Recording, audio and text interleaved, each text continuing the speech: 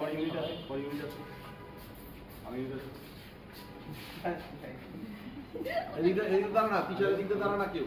এই যে একটা গ্যাপ হয়ে গেছে, ফ্রেম তো ঠিক নাই। তোরা ফ্রেম বুঝছ না কেন? দাও। এই যে ওরা ওভারল্যাপ করতেছে। রেডি? যাবো। 1 2 3 1 মিলিয়ন! প্লিজ আমি সবাইকে এটা কাটার একটি কথা বলতে চাই। এটা হচ্ছে আমার জীবনের প্রথম টেলিভিশন নাটক। এটা সকালবেলা সাথেই করছি আমি। আবার ঘুরে ফিরে আছি সকালবেলা সেটাই।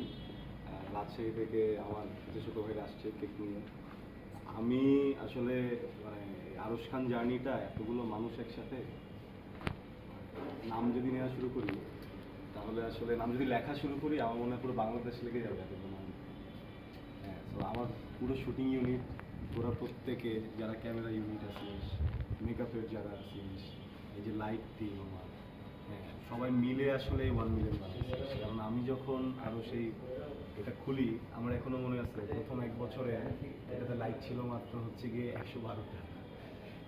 হ্যাঁ, when I started my career সবার সাথে, হ্যাঁ দিশার সাথেও যখন হচ্ছে গিয়ে আমি টানা শুরু করলাম তখনও 6 লাখ।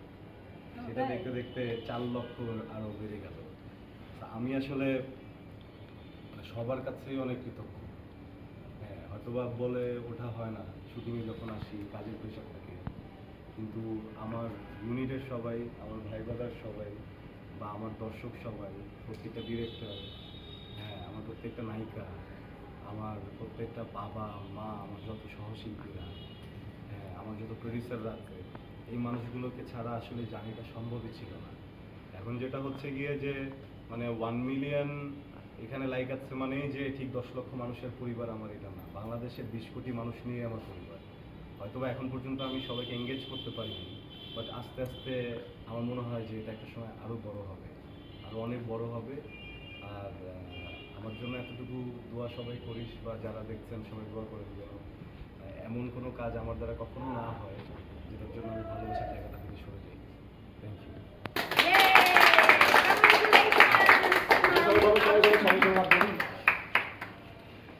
কি বলবো? কিছুই বলতে হবে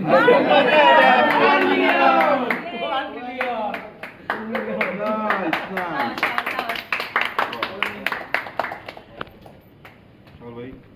সেই প্রথম ফিকশন রাখাল বালিকা, আমরা ছিলাম ভাই, টেলিভিশন ফিকশন। আমি একটু খাইয়ে দিই। হ্যালো, নাও। আরো সবাই আসো লাইন ধরে। Thank you. ওকে তোমরা এবার জয়েন করো। Thank you.